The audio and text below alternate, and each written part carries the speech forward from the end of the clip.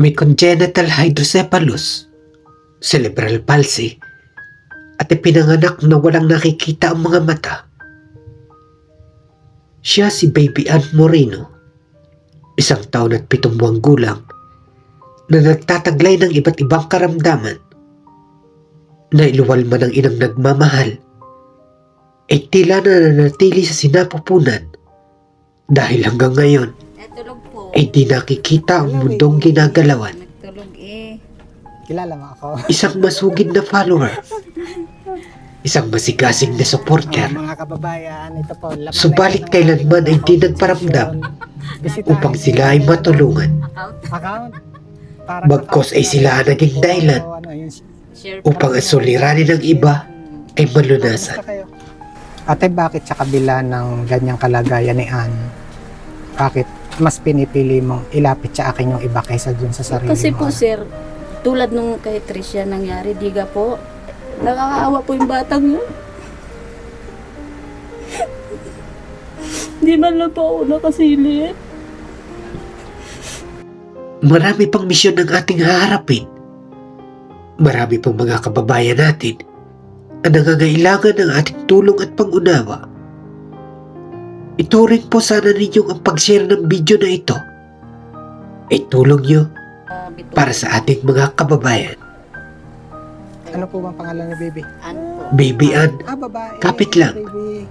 maraming nagmamahal sa'yo. Ilang taon na po si Ann? Nakikita ni God 2 years ang na siya kabutihan ng puso niyo. Ito yung mga kababayan na kumapit siya talaga. Ann? Dito si Kuya Benji, kapit siya. Kung mabibigyan ka ate ng pagkakataon naman para kay Ann, ano yung mawi-wish mo para sa... yung gusto Para sa ko kanya. pong makakita siya, Kuya Benji. Kasi yun to talaga yung dati kong nilapit, pero nabigo po ako.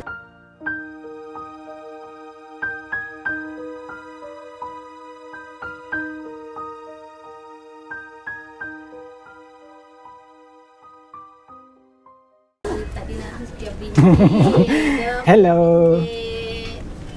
Tulog po. Hello, baby! Nagtulog eh. Kilala mo ako? Yeah. Mga kababayan, ito po, laman na ito ng aking comment section. Bisitahin nyo yung kanyang Account. account. Parang account ko na rin. Puro yung Share po. maraming salamat sa share ha. Kumusta kayo? Ari po kuya maliit yung aming at mainit din po. Tuloy po kayo. Ayaw kasama ko, pwedeng tumuloy. Po. Ari lang po ang aming munting tahanan. Ang laki nga. Munti ba yan? Wala pa po yung aking mga estudyante. Yan. Nini, may bisita ikaw lang. Mga kababayan, actually po, sobrang Active sa sobrang active, talagang grabe yung share, and then actually panay yung recommend niya sa atin Nga po. ng mga bata na kailangan. Pero meron pong isang bagay na kinagulat ko. Yun yung aalamin natin ngayon. Tiyak magugulat din kayo dito kasi panay yung recommend niya. Marami siyang inilalapit pero siya pala mismo meron din pinagdadaanan. Kasi nakasama ko po yun sila Parang mas naaawa po ako pag gayon. Lalo po yung nawala si Tricia. Pag naalala ko po, naawa po kasi ako. Tay, matanong ko lang para doon sa hindi nakakakilala sa iyo. Ano ang pangalan mo ulit? Maridel Moreno po. Ilang taon na ikaw? 40 po. Ilan na yung iyong anak? 5 po. Nandun pa po sila sa school yung 4. Si Mr. po, kumusta? Natanggal po. Napatigil po kasi ang trabaho dyan sa planta po. Kaya kumbaga ngayon talaga kami gipit. Kaya po talaga nakikiusap po ako ngayon na mahirap po. Ayaw ko pong kasi parang pag ako po ang para pong nakakaawa na hindi ko po maintindihan kung po baga. Hindi, kumbaga sinasarili ko na lang po yung problema. Kaya kung may makita po ako yung mga kaibigan ko po, talagang inaano ko na matulungan sila. Kahit, siyempre kailangan ko rin naman po. Pero pag naano ko sila, talagang nire-recommend ko na matulungan po sila. Kasi mga kababayan, malayo pa lang ako meron ako napansin kay baby. Ayan, no? Opo, na, Sobrang payat niya, sobrang nipis ng katawan. Tapos, yung ulo niya, may problema po siya sa ano. may hydrocephalus po yan, sir. Ari po, na-shunt naman na siya, awa ng Diyos. Kasi kung hindi po siya na-shunt, tuloy po ang paglaki ng ulo niya. Ngayon po, yung kanyang cerebral palsy po, yan po ngayon ang hindi pa po namin na ano sa BAT-MC uli. Hindi pa kami nakabalik para mapiti po siya tsaka sa OT niya po.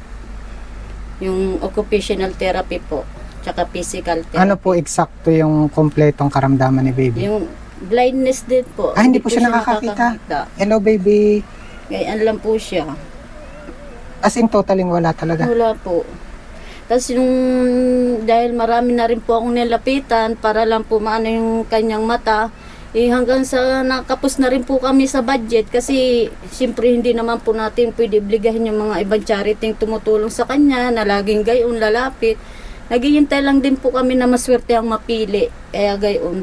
Isa PGH po, pwede naman po banggitin siguro yung ospital. Okay. Ano yun yung nagkulang na po kami sa budget kaya hindi po nagawa yung test niya. Hindi na po napalo. Opo. Parang napatigil na yung napatigil hanggang sa yung kanyang mga therapy, hindi na po kami nakabalik. Gayon. Bukod dun po sa blindness niya, ano nga po ulit, hydrocephalus? Hydrocephalus po siya. Para po yung si ate po yung taga, saan po yung... Si Andre? Opo, yun. Pero hindi pa yun yata na shunt. Ari po kasi na shunt, ayan na po yung shunt niya, yung tube niya, ayan. Direkto po dun sa bituka niya. Ano po bang pangalan ni baby? Ano po? Ann? Babae. Hello, baby. Ilang taon na po si 1 Ann? year old na po siya. 1 year Magto old 2 years na siya ngayong March. Ito yung mga kababayan, kumapit siya talaga. Ann? Hello. Dito si Kuya Benji. Kapit siya. Gusto niya po yung gayaan, may liwanag na ano. Kaya lagi kaming nasa labas. Kaya pag dating po ng mga bata mamaya, saka pa lang po makakainis. Kasi maghapon po siya nakaano sa akin. Dikit laang. Ay, yung condition po ni Ann ngayon, totaling hindi nyo na Hindi na po naipa-check up. napapalo up po. Wala na po. Matagal na po napatigil. Mga ano, kasi huling punta ko po doon mga April po yata o May. Yan po yung mga anak ko. Hello, baby. Hello po, Kuya Benji. Hello po, Kuya Benji. Anak mo din? Opo. Yung isa po high school. Wala pa po, maya-maya pa po yun. Anak, palit ng damit. Basang-basa ikaw ng pawis. Ano po. Kaya sabi po ni Flor, sana daw mapansin niyo ako. Sabi ko baka po hindi naniniwala sa akin ngayon. Kasi sabi ko, ako din na yun nagpahaging, sabi ko gayon, pero baka hindi pa time.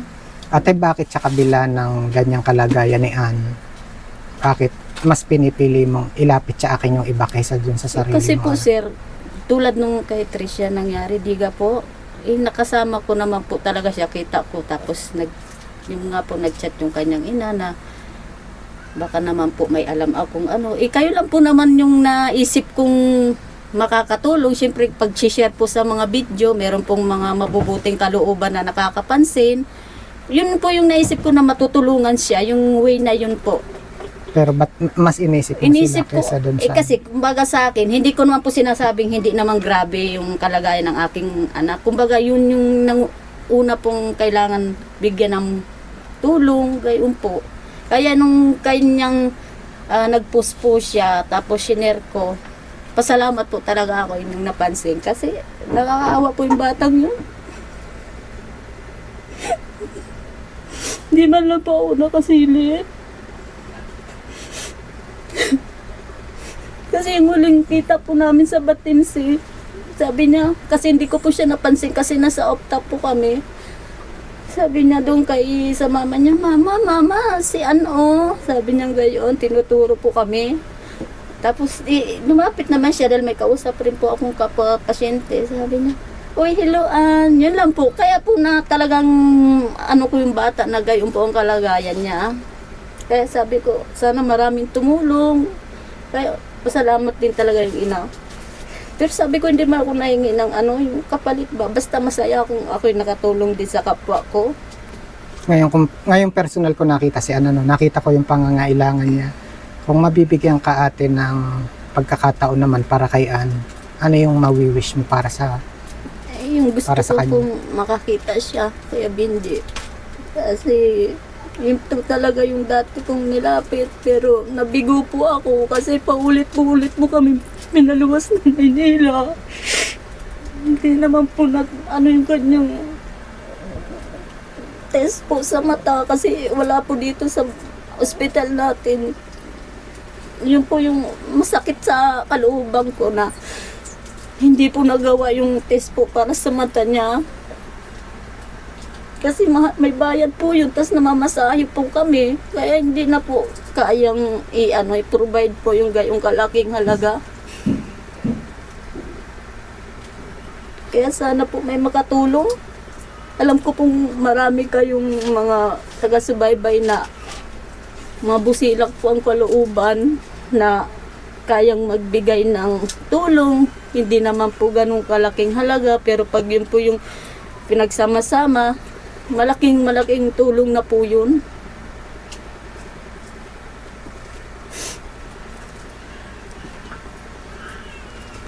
mga kababayan? Si Ate Maridel po yung isang halimbawa na grabe po talaga. Grabe po yung suporta niya sa atin, ano? Every time may mga upload tayo, grabe yung share niya, and then sa comment section yung support niya. At the same time, hanggang sa huli, no, may finorward ka pa sa akin, talagang grabe. Marami po siyang nais na matulungan. May mga nilalapit po sa atin, pero hindi ko akalain ganun din po pala yung sitwasyon ni Ann. Iba po pag mismong kaharap nyo, narito nyo sa harapan si Ann. Imagine, no, 1 year old po siyang mahigit. Imagine yung kanyang sa kamay pa lang niya, sobrang payat po ni baby. Kasi yan, hindi po pala siya nakakakita, and then yung hydrocephalus. Yan po. Tapos yung di na rin po namin nabibiling vitamins niya para sa mata. Kasi yung po yung reseta sa kanya na sabi po nung doktor na yun, baka daw sakaling makatulong siya ay makakita. Hanggang ngayon po hindi na po namin nabili yun, yung vitamins niya. Tapos yung kahit pamasahe, wala man lang papuntang ospital. Kaya kahirap po. Kumusta yung pang-araw-araw niyo? May pagkain naman? Yun nga po, tingnan mo. Pasalamat po ako, may mababait po akong kapitbahay. Kasi minsan, may magbibigay po 1 kilo. Ako pwede naman ako magbigay. Opo. Pwede. Mga kababayan, si Kuya Benji po ay wala naman talaga akong kakayahan. Alam po ni Ate Maridel yan kasi talagang grabe yung support niya, sinusubaybayan niya tayo. Pero siyempre, no, sa pamamagitan niyo po, sa pamamagitan po ng ating mga kababayan, muli inilalapit ko po sa inyo this time si Ann. Yun po sa nais mag-send, sa pamamagitan po ng ating account, lagyan lang po natin ng isang maiksing message na for Ann. Yun po para alam ko na yung tulong niyo ay para po sa kanya. Sana po sa may mga mabubuting kalooban, kumakatok po kami sa inyong mabubuting puso, matulungan po ng aking warrior Ann kasi sa panahon po na ngayon kami po ay nagigipit. Sana po matulungan niyo po kami. Yun lamang po. Sana po this time yung pagiging busilak ng puso ni ate, sana hindi naman tayo naghahangad ng kapalit kasi sabi mo nga hindi ka naman naghahangad ng kapalit dun sa ginawa mo, pero sana mga kababayan magkaroon din ng reward, hindi po para kay ate kung hindi this time para kay Ann, para po matulungan siya sa kanyang kalagayan kasi kailangan din po niya yung tulong. Hello baby. Hello po. Ann. Ay, may bisita ikaw. Hello Ann. Kinakalam bang mabibisita ko kayo? Kala ko sabi ko, bakit kaya nag-chat si sir? Ito po yung mga kababayan, ito yung sinasabi ko. Kung feeling nyo, hindi ko nakikita yung inyong comment, yung inyong mga messages, ito yung sinasabi ko. On the spot, mag-chat na lang ako. That time na pupunta na. Kala nyo lang is na vero po. Mali po kayo. Magugulat na lang kayo. Magugulat na lang po kayo na message na sa inyo. Basta ang sikreto lang dyan, maging totoo kayo. Yun, ipakita nyo yung totoong kalagayan. Ayan, magugulat na lang kayo, magme-message na ako sa inyo kasi malapit na. Sa totoo lang po, matagal ko na po siya nakaka-chat pero hindi naman po sabihin siya hindi napansin sa inyong mga comment, nababasa niya po yan. Kasi ako po, matagal ko na po siya nakaka-chat. Wala lang pong time sigurong bigyan pa ng pansin, kaya awa naman po ng Diyos ngayon kumbaga ito na po yung araw na pinagkaloob ng Panginoon na kung kami, na interview po kami ni Ining. Salamat po. Hello, Ann. Hello, baby. Gustong gusto ang liwanag kasi pag ano po yan sir, lagi po yung naninigas gawa ng cerebral palsy niya. Ilan nga po yung anak niya? 5 po. Di may kulang pa pong isa. Opo, nasa school pa po yun, nasa Ah, Paharang. Ako na lang yung isa. Hello, nak. Anong sipag naman? Ilang taong ka na? Magta-13 po. Magti-13. Opo. Anong grade na ikaw? 6 po. Grade 6? Graduating. Oh, graduating ka na? Grade 6 ngayon. Anong average mo? 80, ano po yan, 85. Huwag mong baguhin yun ha. Ano po yung aking panganay ang dyan sa Siko, Tapos, ang top. ate, kapag pag-graduate mo nak ng grade 6, i-message mo ako lagi. Itatry kitang matulungan maipasok doon sa Sisters of Mary. Nag-graduate po ako doon. Ano po yun? Sigurado po yung kinabukasan mo doon, para kang aampunin doon, lahat sagot na. Parang katawan lang niya yung ibibigay mo doon. Basta mahabang pero try mo pong i-search. The Sisters of Mary School, anak. Sigurado yung kinabukasan mo, yung future mo. Ha? At ikaw din, anong pangalan mo, nak? GR po. AR? GR. JR. Si Kuya Benji Bingi. Sorry. JR, ilang taon na ikaw? 9 po. Anong grade na? May birthday na Grade. yan. Nag-birthday ka pala. Grade 3 po. Okay lang ka nag-birthday. October 20. Opo. Ay, abot pa. Ikaw, anak, anong pangalan mo? Lebron po. Lebron. Opo. Nasaan team ka ngayon? Ilang taon na si Lebron? 11 po. Mag-aaral ng mabuti, anak ha? Huwag gagaya si kay Kuya Benji. Si Kuya Benji hindi nakatapos. Kaya si Pagan. Nasaan pa yung isa? Ako na ang isa. Di ate, kasi nga wala naman talaga si Kuya Benji. Pero pwede ako magbigay. Opo. Ah, Pwede. kasi hindi ako kapitbahay, baka ako hindi. Ayan, meron po tayong, Yay, thank you. para hindi nyo naalalahanin yung inyong pang-araw-araw. Thank you. Ari lang po hindi pwedeng iwan ha. Kasi hindi po, wala pong paalam sa ina. Ito po, pwede to. Taga malayo yan. Wala pa yung anak niyo, sir? Si Princess po. Si Ate Princess. Nasa Manila po siya, nagre-review. Hindi, ito po yung 25 kilogram na bigas para hindi nyo naalalahanin. Tapos ito naman po ay dito ka, Lebron, halika. Buksan mo. Yan, buksan mo yan. Baka binawasan ni Kuya Benji yan. Ito naman po yan, halo-halo na po yan. Gatas para sa inyo, may kape, may noodles, at saka sari-sari po yan na mga dilata. Yan po ay para wala man po ako maibigay na halaga sa ngayon para hindi nyo naalalahanin yung pang-araw-araw. Malaking tulong na po yan, kuya. Malaking tulong na po. Kakatuwa po. Yan po dinadasal ko lang kanina. Sabi ko baka may dalang bigas si Kuya Benji dahil nakita ko yung sa part 1 niyo. Baka akong part 2. Ay baka sakaling ikaw ang part 2 at part 3. Akalain mo talaga mayroon. Thank you, Lord. May blessing po kami. Thank you po talaga. Thank you, Kuya Benji. At maraming salamat din po kay Ma'am ito po again galing po sa ating anonymous sponsor from Vienna, Austria kay Ma'am. Ito po part pa rin po ng ibinigay niya sa atin para maibigay po sa tulad po ninyo. Thank you. Salamat po ng marami. Malaking tulong po yan sa amin. Salamat po. Walang hanggang pasasalamat po sa inyong lahat. Lamang po. Dasal pa rin ha. Kasi si God yung tunay na makakatulong sa atin. Amen. At syempre mga kababayan, kung gusto niyo po yung ginagawa ni Kuya Benji, yung pagtulong po natin sa ating mga kababayan, at para mas marami po tayo matulungan, please support po yung ating page, and then yung ating channel, please subscribe po, follow po yung ating page, and then napaka-importante din yung palambing po, please share this video po. Salamat po. Paki-share po ng video para po maraming makapansin na manonood po at magbabakasakali kung makapagbigay po ng tulong sa amin. Salamat po. Ngayon pa lang, nagpapasalamat na po ako ng marami.